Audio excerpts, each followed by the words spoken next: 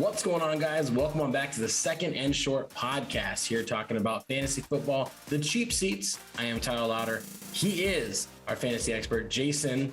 And week 4 was exciting for you. Not fantasy necessarily, but just real life NFL. Yeah, I mean, we got treated to Brady back in Foxborough, which turned out to be a much better game than anybody anticipated.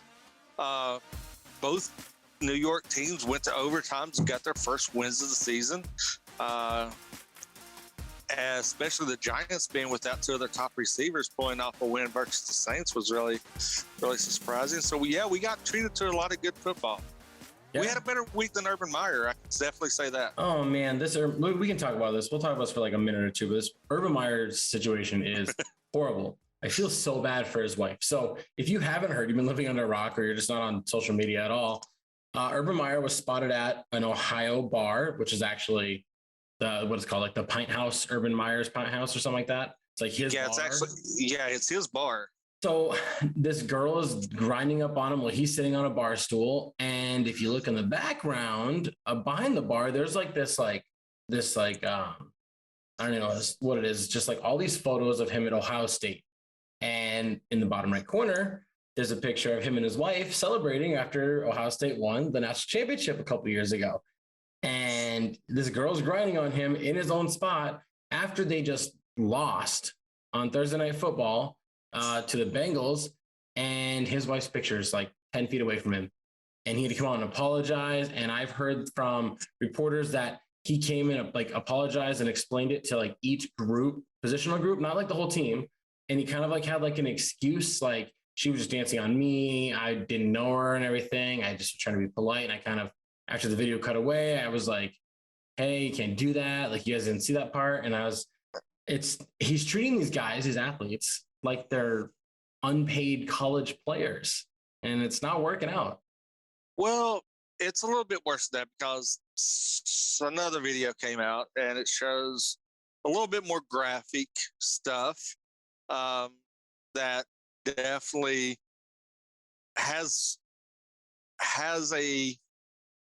a different light on him. And a lot of the players have came out, unnamed players have came out and said that he's completely lost the team. He's lost the respect of everybody on the team. It was one of the beat writers down in Jacksonville, put out a series of tweets, that was talking about how bad the players think, because they said that he came in and was making these apologies, and they were just like kind of looking at him like, what the hell? And then they laughed at him as soon as he got out the door. Yep. They said as soon as the door shut, you could audibly hear laughter coming from the players. Oh, and he knew it too. And there's been 2 days worth of closed door meetings in Jacksonville, in the front office. And I really think that he is on a very short leash going forward. I don't understand it. I really don't get it. Like, you get gifted the opportunity to coach in the NFL. You get the opportunity to coach at a place where the general manager is like, here's money, go get, do whatever you want, sign whoever you want, talk to the GM, let's work this out. You get the number 1 draft pick, you guaranteed get Trevor Lawrence. I don't understand how you could possibly mess this up. But you know what? Let's talk about, having more professional etiquette. Let's talk about dynasty football and some trade etiquette, which is our main topic here. And this is something you really want to dive into. You've been wanting to talk about this for a couple of weeks. Yeah, trade etiquette, especially in the dynasty format, is something that waivers. It's all over the board. In our league, you have your certain types of owners. Like, I'm the type of owner, I'll send an offer out, not expecting it to get accepted, just to be like, I'm interested in these players. I expect a counter. I expect a shit counter. Be like, okay, well, here's who I'm interested in. And then us come to, us start to trade tops from there. A lot of owners aren't like that. A lot of owners, if you reach out to, they're like, well, just send me something. And you're like, okay, but what are you interested in? And they're like, just send me something. So you're going to send shit. And that could go one of two ways. Either they're going to counter or they're going to get pissed off and be offended. And this is something that we need to come to an agreement. This is why I always stress know your owners, know your league mates, because you're going to have to make some deals with these people. So you want to know what type of owner they are, and you got to cater to them. Yeah, and this is for redraft. It's a little different because the season's so short. I mean, like the season's the same length when you play Dynasty or redraft, but you're not playing with different types of scenarios. Like if somebody's 0-4 in a redraft league, more than likely they're just done. Like they're not worried about trading away players to kind of build for next year because there's no rebuilding in redraft. But Dynasty specific, I feel like I like to send out messages. I put something in like a main group chat and I say, hey guys, I'm looking for this. And then I'll go into different teams, DMs, and I'll just say, hey, I want to trade with you. Are you interested in doing a trade? I just get it started that way. Are you even interested in trading? Once they say yes, I say, this is the player I like. Is he available? And if they say yes, I do what you just said. I ask them, who do you like for my team? So we can see if we can even find a meeting. Yeah, and that's where you got to know your owner, because if you, some owners don't even give you that respect to send a message back. They just go, and this is a good thing to point out with your team, especially. You have one of the most dominant teams in a league that, that I'm a part of with you, that we talked about. The most dominant team in the league. Okay, currently. And, I sent out a message today. Hey, somebody needs a quarterback.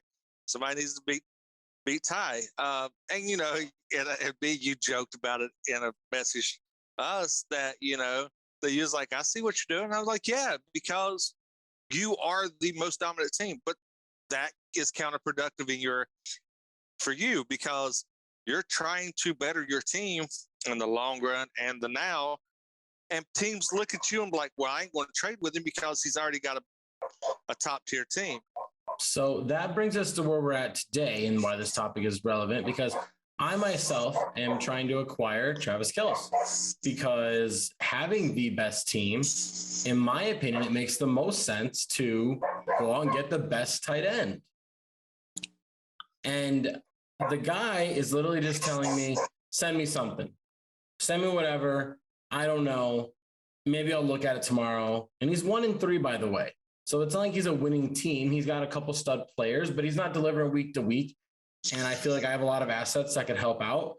And my thing is, if he stalls too long, I will just move on and just live with what I got, which is George Kittle, by the way. So it's not like I'm suffering over here, but I just want to push for the best. I feel like if I get somebody that's on the peak of their career going downhill from a bad team, I can take them easy from them. So trade etiquette. First thing, like Jay said, know your league mates. Very important. Know your league mates, because some guys just don't trade. Some guys don't participate in the group chats. They just kind of set it and forget it, and they're there. But know your league mates, because there can be guys out there that love to trade, and you can push the mold and be like, man, you haven't completed a trade in like 2 weeks. What's wrong with you? I thought you were the trader of the league. And you can kind of push these things going. Now, talk about what do you do when somebody sends you such a bad offer, like you laugh at it at first? Like the first reaction is, what the fuck is this? What do you do? Well, see, that's where I differ from a lot of people, because if you're going to send me a shit offer, I'm going to take that as, okay, you're just showing your interest. I'm not going to get upset. I'm not going to get butthurt. I'm like, okay, and I'm going to counter. I'm going to counter with something, that's going to favor me, of course, but I'm going to counter with something and put a note in there. Okay, well, I just took that first offer as, just an inquiry. But a lot of people don't do that. A lot of people get offended and are like, so if like, me and you, if I'm going to, I want to send you a 4th round for George Kittle. In the notes, I'm like, this is just to show my interest. You may get offended. You may be like, what the fuck's he thinking about sending me a 4th round for George Kittle? No, I ain't going to trade with you. But this is where you need to include in those notes when you're sending the trade. Because if you just send a cold trade like that, you're going to piss a league mate off. And that's why I always jump into DMs right away, because if somebody says they're willing to engage in a trade and then they send me a shit offer, I'm not going to lie. I will literally just sit that offer in my trade box until it expires. If I've had communication with you, we've agreed that, yeah, let's trade. I think we like these guys. And then you send me an offer that includes extra pieces and more things than I think should be included in the deal, I will just back off and be like, all right, I get it. He's untradeable. And I'll just let it sit. I'll let it sit so you never know if I'm going to accept it or not. But if we don't have communication, I would do exactly what you said. Okay, they're probably just interested. Let's counter, tell them what I want. Let's see if we can meet in the middle. Because I do believe when you are trading, it is, this is what I want. This is what they want. And eventually you have to keep inching till you get to the middle. Sometimes people don't want to do that, but if you're active and you want to make your team better, you have to push. And sometimes you get past that 50% mark, and that's okay, because next year that trade will look like this and it'll move over and you'll be favored by 15% in the future. But you've got to put in the work to close that gap and communicate better. All right. My question for you is, how many counters do you go before you cut bait? As soon as somebody sends a repeat counter, it's done. Like if I'm trying to get Tyreek Hill and the last offer they sent was like, give me 2 first-round picks and Justin Jefferson. And I'm like, no, but I'll do this. And then their next offer is 2 first-round picks and Justin Jefferson. I know it's done. Like, I know it's done because they're not trying to counter. They're not playing back and forth. They're not negotiating anymore. They're telling me this is my final offer. And at that point, I've already said no to that price. I will not go back on that. See, my point is, when I get to that point where, you're going from, you're making minuscule. When I start seeing minuscule things, like if you're saying you're wanting, let's use my Goddard trade. I just got him in our league. Now, if I'm sending you something like, Jonnu Smith and a third, and you counter with a 4th, I'm like, okay, well, maybe we need to up a little bit. And then I counter and you come back with 2 4ths, I'm done. Yeah. Because you're going further away from me, and you're not budget. Or if you say somebody like, okay, you're right there on this, you're right there on the cusp, and they go, well, okay, well, I'm not going to give you much more value, and they're just inching rather than making a significant trending toward meeting in the middle, and they're just like dragging their feet to meet, I'm done. I'm not gonna sit there and go back and forth. I think if I get 3 counters on my 3rd counter, if we're nowhere close to be hitting accept, I'm done. I cut bait and I'm done. That's fair. That's totally fair. I mean, I am that guy that is kind of like, it's pretty close. Throw in a 3rd-round pick and we got a deal. Like, I'm that guy. Like, I will put like a final offer out to people and just be like, I like this, but I don't feel comfortable in it. Like, how I look at deals is, if I'm getting the bulk of things, like a 3-1 or like a 4-2, I want that bulk to average more value-wise than the 2 I just sent, because the person getting the 2 is getting the better players in the deal. So if you're getting the 2 better players and I'm getting depth or picks and everything, I want that to be more valuable than the 2 I'm sending away. That's how I look at it. So like, if I'm getting the stud in the deal, I'm willing to like lose a little bit on value because I'm getting the best players. So little things like that. But overall, I think we could round this all out to be is communication is key. Like, this isn't like a real life situation. This is dynasty football we're talking about, but being clear on your intentions, on what you want, what you're willing to give, and how far you're willing to go in a trade is very clear, because don't waste people's time, but also don't waste your time. Don't spend hours on a phone trying to get a deal done if it's never going to get done. Cut yourself some time, move on with your life. And with that being said, you couldn't get a deal done. You're stressing out. You're freaking out. You need some therapy. And that's what we're doing here. We're jumping into week 4 therapy. Now, this can be overreactions. This could be advice. This could be, hey, let's move forward. Let's accelerate. Let's cool off a little bit. It can be whatever. But we're going to take you guys to our therapy sessions here on Second and Short. And we're going to go position by position. So I'm going to start us off. And it's not like it's like a prediction. It's like a potential. It's like could be Sam Darnold is pushing into that must-start territory right now with the Carolina Panthers. And I was speaking to my father, who's big in the dynasty community. He says I talk about the Panthers too much. So I'm going to leave it off to you. And why don't you tell us why he's pushing must-start territory? Yeah, I mean, I'm actually brought this one up to you because, I do know you're a Panthers fan, and you kind of follow them a little bit more. But it was surprising because I was looking at the rankings earlier today, and we have our homer picks, and I brought up Darnold, and I was like, he's on that borderline. He's top 5. I see him and Jones is right there at 5 and 6, and I was like, and he's like, I said he's got 5 rushing touchdowns. He's like, yeah, he's got 10 overall, and I was like, wow, and CMC's been out and he's still producing. This is one of those sneaky quarterbacks that you can actually start moving up your depth chart. Now, I'm not saying that he's going to be, if you've got somebody like, of course, the big Mahomes. Mahomes, Lamar Jackson, Aaron Rodgers, Josh Allen, Tom Brady. Yeah, Kyler. Kyler. Oh man, that's really bad. He's like the MVP right now.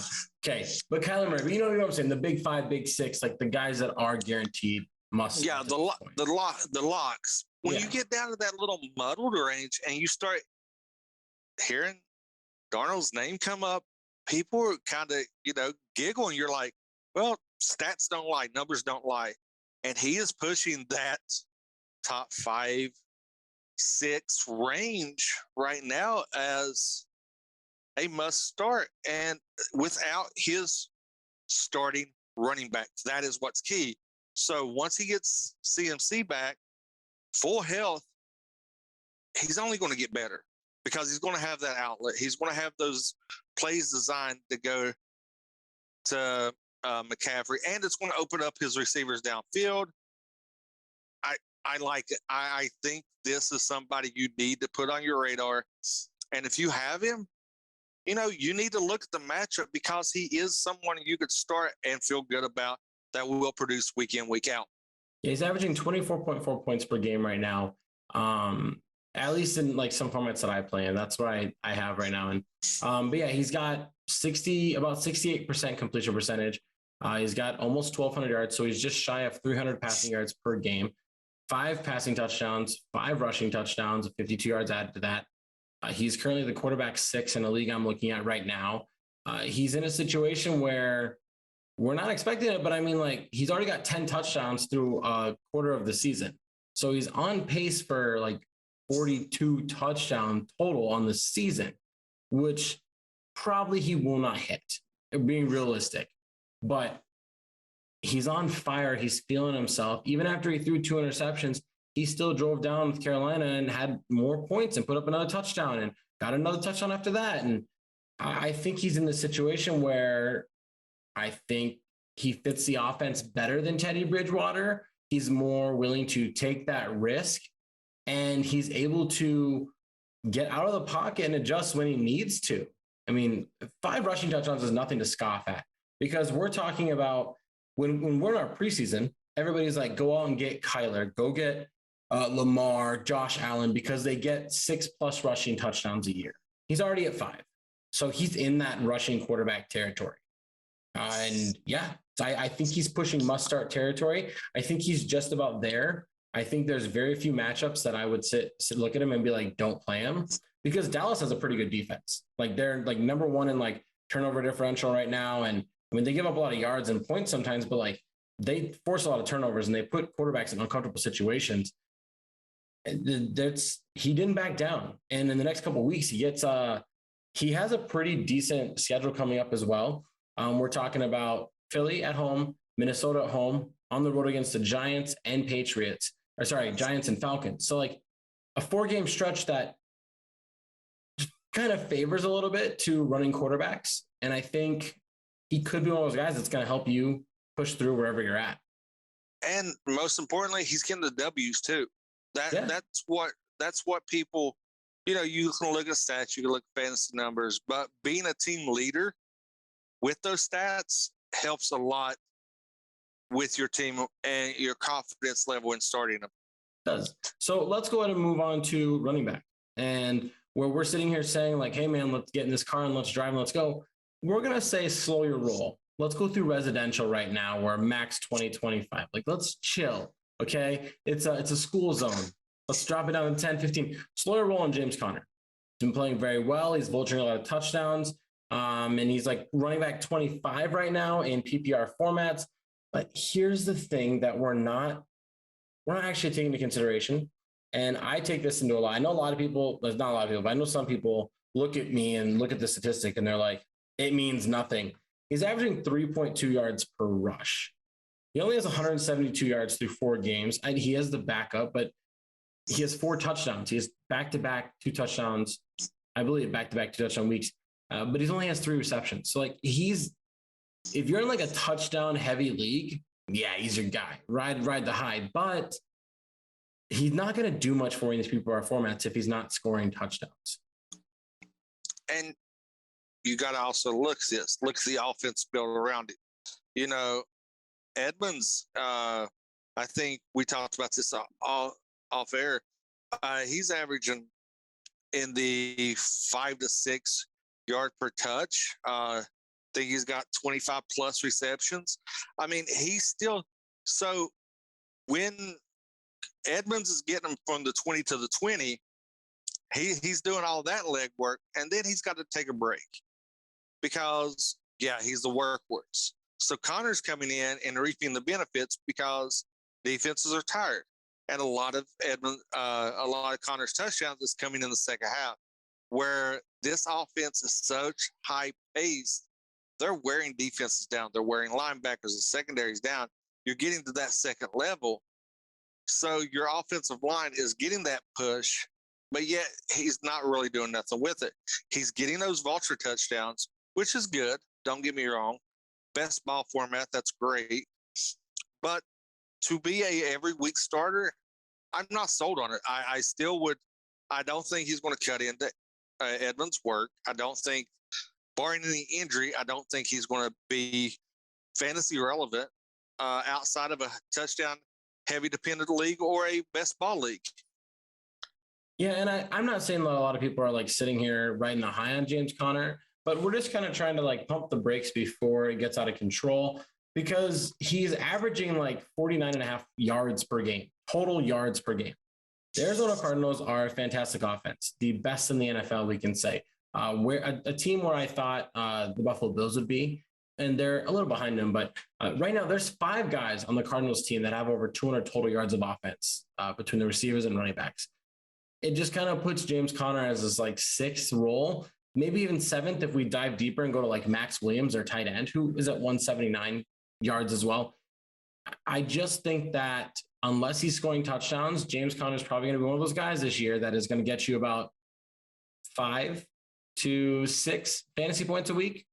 Now he can get these touchdowns, but I mean, next thing you know, they're going to cut it in and we're going to see Chase Edmonds get a touchdown from 15 out and they're not even going to touch the 5-yard line. You know what I mean? So that's where we're at with James Conner. I don't think there's much more to touch on this. I love James Conner. I think he's a great person, a great story. I root for him, but we got to be honest with you guys. Now let's move on to wide receiver.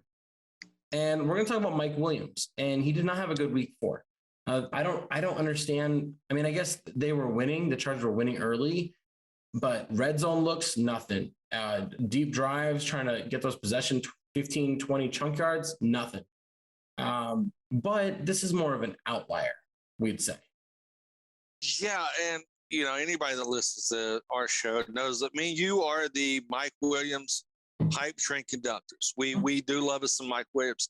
This was a outlier week. Everybody's going to have one. I mean, no matter what wide receivers out there, you're going to have one of those blurps that just pop up that you're going to be like, well, what happened here? And this was his week.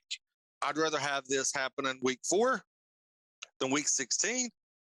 You know, when it matters, week 4, you know, it's not really going to matter. And what I loved about this, you know, as much as I love Mike Williams, it also led to somebody rage quitting because his team had Mike Williams and Ruggs going against Eckler, and he was up 18 at the start of the game, and I ended up winning by 3. So he rage quit the league.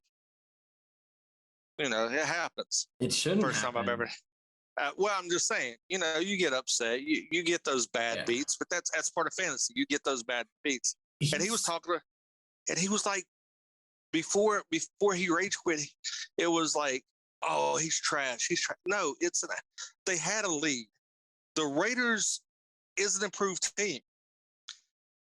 You know, you get a lead. They made a comeback. It was also just a situation of Herbert was just spreading the ball around. He had like 9 different guys catch a pass for him. And that's just how it was. They were very successful in their drives. They were able to move the chains really well. And when they got in position, there were some open looks. Mike Williams is still in PPR formats, the wide receiver 7 in a league I'm looking at right now. So he's fine. Let's ease off. Let's relax. He's averaging 20 points per game. So there's really no worry here. Now he does have the Cleveland Browns coming up, and that might be a slight issue. And so what we need to do is we need to have you guys kind of monitor the situation if you don't know Mike Williams. And if he kind of has like an ish week again against the Browns, who are a good team. I mean, the Browns just held hold on. That's wrong. The Browns just held Adam Thielen. I always said just different. They held Adam Thielen to like 7.5 points. They pretty much forced the Vikings to only go Jefferson's way. That's it. Nobody else was really able to do as much because the Browns are a good team. If Mike Williams has another 5 to 8 point week, trade offers sent immediately. Send away your RB3 from Mike Williams or RB2. It probably won't get done, but get it out there. Be like, hey, here's my wide receiver 4 who has upside and had a really good week. And here's my RB3. I'll take Mike Williams off your hands and see if you can get somebody to bite. Dynasty leagues, this might be your one chance to like see his value drop a little bit, where maybe you can just snag him for a first round pick straight up and you won't have to give off more because, I mean, going into this week, it would have been more. So that's where we're at there. And I'll outlier week, 100% for sure. Yeah, and you got to think they got Keenan Allen more involved. They got Cook more involved this week. Roundtree got some, you know, a lot more work this week because there wasn't that clock management type role. And, you know, and you have somebody that is a athletic freak who is putting up the numbers. They game plan for that. The Raiders game plan for that. The Raiders are not bad. I don't know why everybody thinks the Raiders is bad. Their defense is solid. Yeah. And they can game plan for this. But you got to look at this and say, okay, bad week. They had the lead. Situational. Breathe. It's okay. Let it go. And move on. And like you said, if you have another subpar week, then you start looking at trade offers and you start seeing what you can get or what you can give up to get it. Yeah. Now at tight end, this is our overreaction of the week. And this is all because of you. You said one little sentence and it made me write it down. So the overreaction is that George Kittle is going to be in trouble with a rookie quarterback going forward. Because Jimmy G loves Kittle, but he was kind of starting off slow. He's like the tight end 10 right now in PPR formats, and he was drafted as tight end 3. So let's talk about this overreaction of, is Trey Lance really going to impact George Kittle going forward? Or do we think that he'll still be the number 2 behind Samuel, who looks like the dominant guy in San Francisco? Yeah, this is one that, you know, I brought up, and it raises a lot of question marks because you have a mobile quarterback. Yeah, you have a mobile quarterback, and that could go one of 2 ways. One, him being mobile is going to make those linebackers come up and open up your tight end for those intermediate routes, or he's going to run the ball and not even look. He's going to be a run first and not even look. This is where I'm kind of conflicted because I like Trey Lance. Don't get me wrong. I think he's one of the better polished quarterbacks going forward out of this draft class. But it's with the questions of running back, the questions with a Nook, you have Samuel and Kittle. That's it. And you've got Trey Lance's legs. So this raises a lot of questions. I think it's going to benefit him short term. Long term, once Lance gets comfortable, I think you're going to see Kittle's numbers take a step back because he's going to be more apt to run and scramble than to make the linebackers come up to get Kittle open look. That's just my take. You think the other side. Well, here's the thing. I think that Trey Lance was the best quarterback coming out of this draft. I said that in all my pre-draft stuff. He was my QB1 coming out. But I said, I understood you had to take Trevor Lawrence because of what we've seen. And I still believe right now, even though it's a really small sample size, I think Trey Lance has been the best playing rookie quarterback. I think he's taking more chances. I think it's not just dunk off throws. I don't think he's having these multi-turnovers. He hasn't played a lot, but I think he's a weapon that can be used with his legs better than other quarterbacks have so far. I just like what he's provided and done so far. Now, here's a situation where potentially you're correct because while you were talking and I was listening, I was kind of going over this past game when Trey Lance stepped in. And now George Kittle had 11 targets on the game. And when I look at it, he had 9 of those targets with Jimmy G. And then when Lance took over, unless I missed one, he only had 2 targets. Now I could have missed 1 or 2 and he could have had 3 or 4, but that still kind of goes with your point that he's not heavily targeted. It's such a weird thing because my life, when I think of things, I think of what's the most efficient thing, what's the most reliable thing. That's how I should do things. So when I relate that to how I look at how players coming into the NFL should play, I think a rookie quarterback should rely on guys that don't drop the ball and tight ends, and then intermediate or dump off passes to running back. So it should be the 3 things that they always focus on because that gives them confidence. It gives them a higher boost of morale. It just helps the team feel comfortable and it can progress them further. Him not using Kittle to me would be asinine. It'd be unbelievable, but I do understand the risk, but this is kind of an overreaction right now because we don't know. And that's the biggest thing. So we'll have to keep an eye on this, but let's go ahead and let's kind of, let's jump into some bold predictions. Let's end the show off a really hot fire way. You're going to give us off your bold prediction, which is a running back. Let's go ahead and hit us off. Yeah, I'm going to come out. He's coming off of a subpar week, but I think he's going to bounce back. And I'm picking Damon Harris, who's going to be a RB5 or higher this week when he takes on the Texans. Did you just laugh at me? I mean, no, I didn't laugh. No, I was itching my nose. I was going to say, man, I was like, I've had spicier takes than that. No, if I get you scoffed.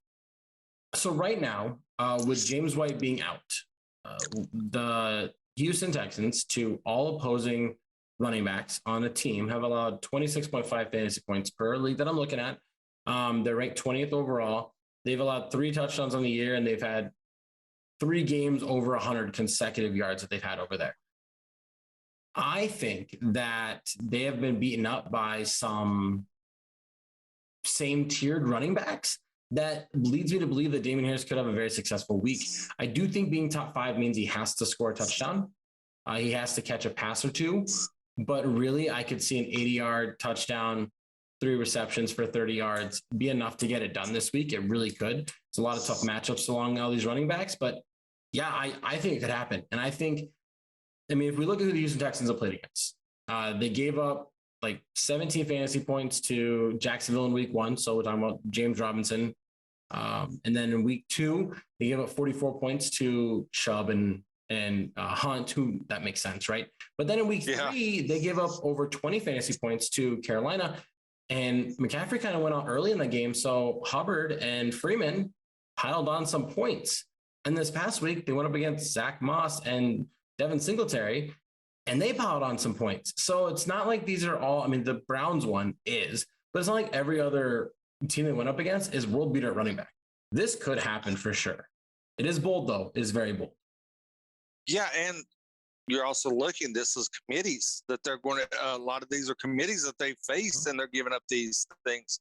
So I really like this pick. I like I said, I like being spicy. I like taking those risks, and sometimes I hit, sometimes I miss, but that's why we like these bold predictions. No, yeah, and this past week was a very weird week against Tampa Bay, but it was raining. You'd think they'd run the ball more. I don't really know, but I feel like Bill Belichick really wanted to prove that Mac Jones was good enough to beat Tom Brady, and he didn't need Tom Brady, so he just threw the ball more. That's what it seemed like to me. Tampa Bay's defense is good, but I don't think they're like that great when we look at they're not world beaters. Yeah, they're not. They're like the best team, but like we saw Mac Jones throw 40 times. Jacoby Myers had 2 attempts, so that's 42 passing attempts. They only ran the ball 8 times in a game that wasn't like out of reach. Like they were winning the game for a good amount of that time, or they were playing within the realm. I thought they should have ran it late in that fourth quarter, but that is neither here nor there. My bold prediction: Trey Lance should be starting this week, pending the 49ers being crazy or Jimmy G thinking he's Tom Brady or Brett Favre. Trey Lance is going to finish as the QB5 in PPR formats, which really doesn't really matter for PPR formats for quarterbacks, but top 5 for quarterbacks this week against the Arizona Cardinals. And to me, I think that's bold. The Cardinals are a pretty good defensive team, but I just think with his ability to run, I think he's going to pile up 40 to 60 rushing yards and probably get 2 to 3 total touchdowns. That's just me. I don't hate it. I think that it's possible. I think a lot of the bulk of that will come from his legs. I think that they'll kind of stack the box and watch the edges to keep him contained, to make him beat them with the arm, because this is an Arizona team you do not want to get into a track meet with. You do not want to run up and down the field because they have so many weapons. Most people don't have a choice because their offense is so good. Yeah, but if this turns, I could very easily see this turn into a track meet. And, as we always say, garbage points are still points. And, this could turn out to be that. Arizona could be way out ahead, and they got to throw the ball, and you get 2 garbage touchdowns that propel him into the top 5. So yeah, I think this is something good, and if he does finish in the top 5, that bolsters that conversation with him and Jimmy G. That starts moving that needle for them to move on to the future. Yeah, it does. And the Cardinals have allowed 7 passing touchdowns so far this year. I don't have up the stats on how well they do against running quarterbacks, because I feel like Trey Lance isn't the type of quarterback. He's not Lamar Jackson. He doesn't have designed run. He's not Cam Newton, Mike Vick.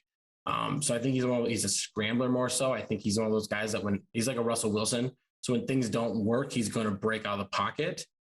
So I'm not going to worry about how well they are against quarterbacks that run, because situations like that, you can't predict unless like you've got a spy on that quarterback. It doesn't, as soon as it all breaks open, he's gone for 20, 30 yards. So I've seen Sam Darnold or Daniel Jones do so well because they're not getting marked. They're not getting watched as a guy that's going to, pull an option here and he's going to keep it and go. But yeah, so that's it for our show here. Be sure to click subscribe down below. Keep up to date here on YouTube. Hit that like button. We took a break off from Monday Movers on YouTube, but go check us out on TikTok, where we have Monday Movers, giving you our ups and downs every week of people from the NFL. We're giving you guys our starts and sits fantasy-wise, Thursday night and Sunday football previews, as well as the latest news and updates every Friday as well. Be sure to follow us on Instagram as we have new graphics going up, even though it's kind of crashing, going down. Who knows? We're also on Twitter. That isn't going down. That isn't crashing. And you can DM us there. Both me and Jason, DM us. Check out the second and short page. You can send us a message there where you can see both of our Twitter handles right there. And you can click on both our names and send us both private messages if you want. Hit us up with a poll. We'll retweet it for you guys. We'll give you guys our suggestions. Comment. We're here to help you, not hurt you. We're not here to be right. We just want to make sure you guys get to where you need to be and get some dynasty football clarity. Yeah, and always know that, have that discussion, because if me and Ty don't have the answer, there's somebody in our community that may give you an insight, because we do have people that follow that their favorite team might be a player you're asking about. That gives you some clarity there, that that me and Ty might not know the latest ins and out, but you come across a fan of that team, they're going to give you some insight. They're going to comment on your suggestions, on your start questions, and you're going to get even more clarity outside of me and Ty. We currently have a 99% response rate. So we've only had one slip through the gates. We had like a heavy episode of lots of comments, and we had one that slipped through the gates. Thankfully, though, all 4 players were pretty good that week. We have to worry about it. But yeah, that's it for our show. Thank you guys for listening. If you're 4-0, like me and Jason and I's league, hopefully we get to 5-0. If you're 0-4 and you're rebuilding, hopefully you lose another game and you can trade out these pieces for some more draft picks. And always go back and listen to last week's episode if you are rebuilding your team. Because last week we talked about what to do when you rebuild. That link is up here as well on YouTube. You can click it here at the end of the video as well. Thank you guys for listening, and you guys have a good week.